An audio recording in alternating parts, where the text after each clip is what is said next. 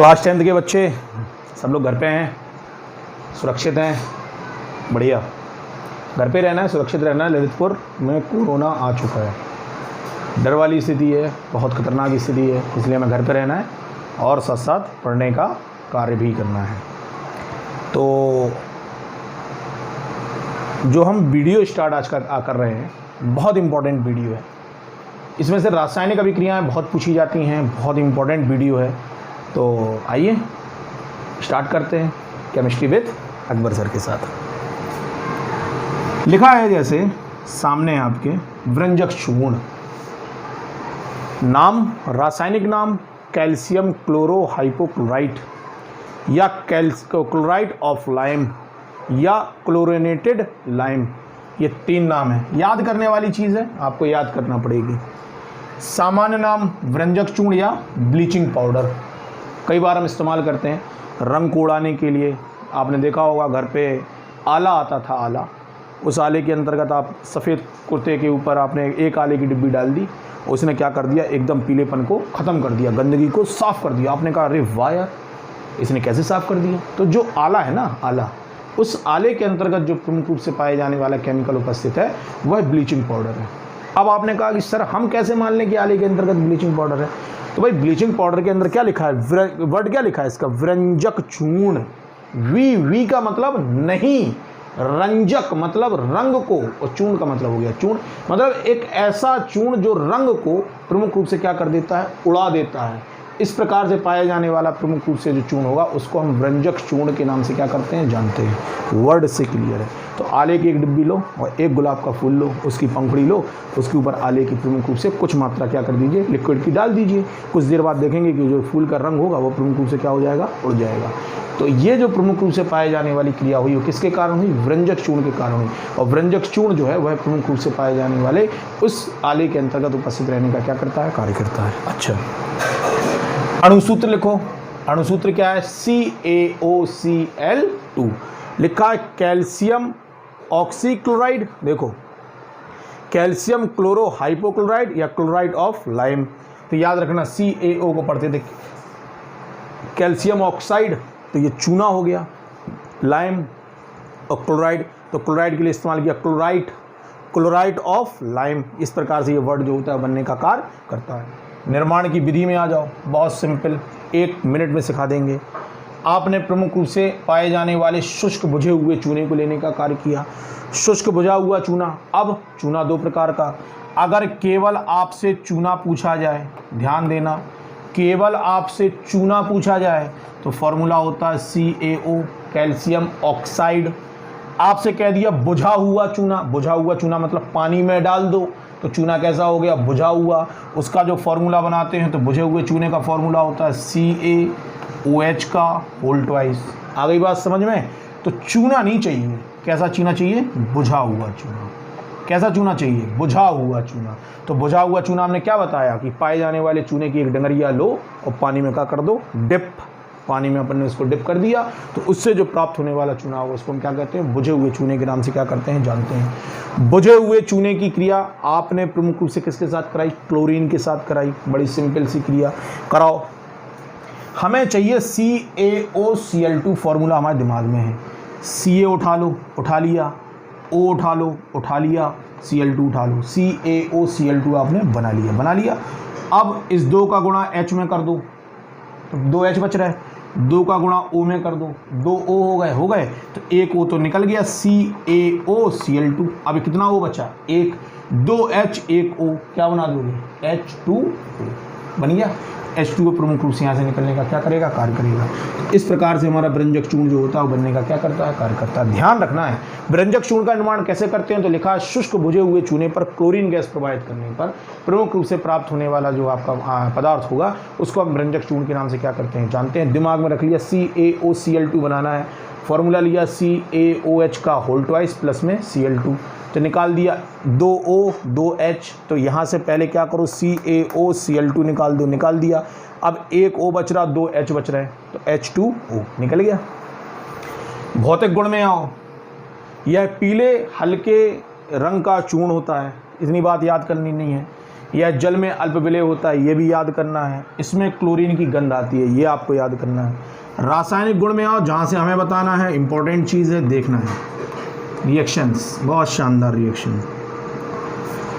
चलो, पहला है गर्म जल से क्रिया कराने पर। किससे क्रिया करा रहे हैं? गर्म जल के साथ। तो देखो, व्यंजक चूर्ण की क्रिया, थ्योरी बनाना सीखो, परिभाषा से रटना नहीं है, सीखना है।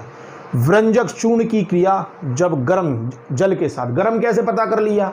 तो देखो, ये जो चिन्ह लगा होता है, ये चिन्ह प्रमुख रूप से पाए जाने वाले किसका होता है? गर्म का। किसका होता है? गर्म का, याद रखना। तो जब व्यंजक चूर्ण की क्रिया गर्म जल के साथ कराई जाती है तो इस अभिक्रिया के फलस्वरूप कैल्शियम हाइड्रोक्साइड, किसकी प्राप्ति? कैल्शियम हाइड्रोक्साइड की प्राप्ति होती है, और क्लोरीन गैस जो होती है वह मुक्त होने का क्या करती है? कार्य करती है। कैसे हुई रिएक्शन? ऐसे हो गई रिएक्शन, CaOH का होल ट्वाइस इससे बना लिया, और यहाँ से प्रमुख रूप से क्लोरीन गैस को निकाल कर क्या कर दिया? अलग कर दिया। यहाँ से 2H ले लिए, 2O उठा लिए, बन जाएगा Ca 2O 2O 2H OH का होल ट्वाइस पूरा निकल गया। अब क्या बची? क्लोरीन। तो क्लोरीन को हमने प्रमुख रूप से वायुमंडल में क्या कर दिया? मुक्त कर दिया। अगला ऊष्मा का प्रभाव, बहुत सिंपल सी अभिक्रिया। जब व्यंजक चूर्ण को गर्म करने का कार्य किया जाता है, अभी चिन्ह बताया, गर्म करना। व्यंजक चूर्ण को गर्म किया जाता है तो व्यंजक चूर्ण को गर्म करने पर कौन सी गैस निकलती है? ऑक्सीजन गैस निकलने का कार्य करती है। कैसे निकाल दोगे? ऐसे निकाल दो। देखो, 2O निकाल दो, O2 निकाल दो, क्या बचा?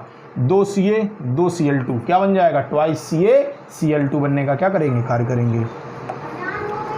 अगली आती है उत्प्रेरकीय अपघटन। उत्प्रेरकीय अपघटन क्या होता है? परिभाषा कैसे बनाएंगे? सुन लो। कोबाल्ट क्लोराइड, COCl2 को पढ़ते हैं, कोबाल्ट क्लोराइड। कोबाल्ट क्लोराइड की उपस्थिति में व्यंजक चूर्ण जो होता है, कोबाल्ट क्लोराइड की उपस्थिति में व्यंजक चूर्ण जो होता है वह कैल्शियम क्लोराइड के निर्माण का कार्य करता है, और ऑक्सीजन गैस जो होती है वायुमंडल में मुक्त होने का क्या करती है? कार्य करती है। बना लोगे। अगला देखो, चौथा, कार्बन डाइऑक्साइड के साथ क्रिया। कार्बन डाइऑक्साइड के साथ क्रिया आ गई, तो यह आपने व्यंजक चूर्ण की क्रिया किसके साथ करा दी? कार्बन डाइऑक्साइड के साथ कराने का कार्य किया। बहुत सिंपल से निकाल लो। देखो, O है, एक O के साथ CO2, CO3 CaCO3 निकल गया, और क्लोरीन गैस बची, तो क्लोरीन गैस को यहाँ से क्या कर दिया? उड़ा दिया। सिंपल। अम्ल के साथ क्रिया, H2SO4 के साथ क्रिया कराओ। कैसे कराओगे? देखो, CaSO4 निकाल दिया, और H2O और क्लोरीन हो गई। CaSO4 H2O और क्लोरीन मुक्त हो गई।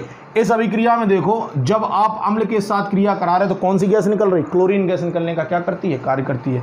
निकलने वाली इस क्लोरीन गैस को हम प्रोप क्लोरीन कहते हैं। क्या कहते हैं? Prop chlorine. क्वेश्चन पूछा जाता है 2 नंबर में, क्वेश्चन आता है प्रोप क्लोरीन किसे कहते हैं? तो प्रोप क्लोरीन किसे कहते हैं? तो जब व्यंजक चूर्ण की क्रिया प्रमुख रूप से अम्ल के साथ कराई जाती है तो इस क्रिया के फलस्वरूप निकलने वाली जो क्लोरीन होती है, इस क्लोरीन की निकलने वाली इसी क्लोरीन को हम प्रोप क्लोरीन के नाम से क्या करते हैं? जानते हैं। आगे बात समझ में? अगला 5वें के बाद 6वां आ जाए, व्यंजक क्रिया। व्यंजक क्रिया मतलब रंग को उड़ाने की क्रिया। तो ठंडे या तनु सल्फ्यूरिक अम्ल या तनु HCl की अल्प मात्रा में व्यंजक चूर्ण के द्वारा हाइपोक्लोरस अम्ल के निर्माण का कार्य किया जाता है, जो अपघटित होकर नवजात ऑक्सीजन, जो अपघटित होकर पाई जाने वाली नवजात ऑक्सीजन जो होता है वह प्रमुख रूप से प्रदान करने का कार्य करता है। हमने व्यंजक चूर्ण की अभिक्रिया H2SO4 के साथ कराई, करा दो, क्या निकल जाएगा? CaSO4 निकल गया। CaSO4 प्रमुख रूप से यहाँ से निकलने का क्या करेगा? कार्य करेगा। निकल गया भाई। हमें बनाना है प्रमुख रूप से पाए जाने वाला, एक CaSO4 निकाल दो, एक निकाल दो CaCl2, निकल गया। अब यहां से देखो क्या बच रहा, 1 2 2 दूनी 4 Cl थे, अभी 2 Cl बचे हैं, 2 H और 2 O, तो बना लीजिए प्रमुख रूप से यहाँ पे क्या बन जाएगा? ट्वाइज HOCl, ये बन जाएगा। यहाँ से HOCl को उठाओ और गर्म कर दो, तो HCl अलग, अब बचा क्या? केवल ऑक्सीजन। ये ऑक्सीजन जो होती है ये नवजात ऑक्सीजन कहलाती है।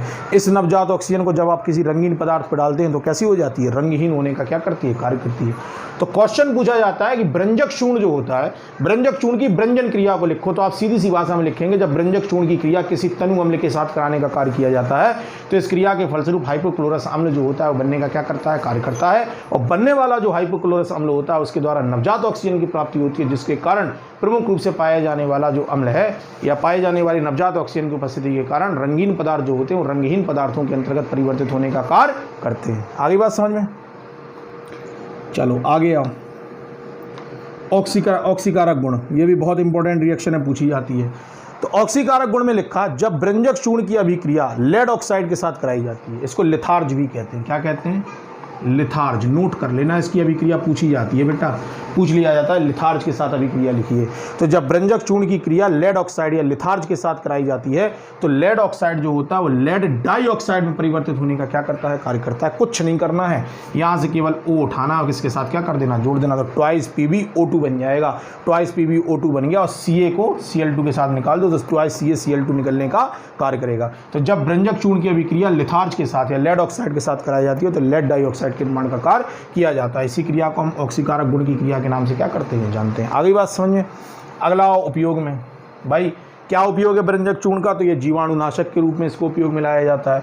ये जल को शुद्ध करने के लिए उपयोग में लाई जाती है। चीनी को सफ़ेद करने में उपयोग में लाई जाती है।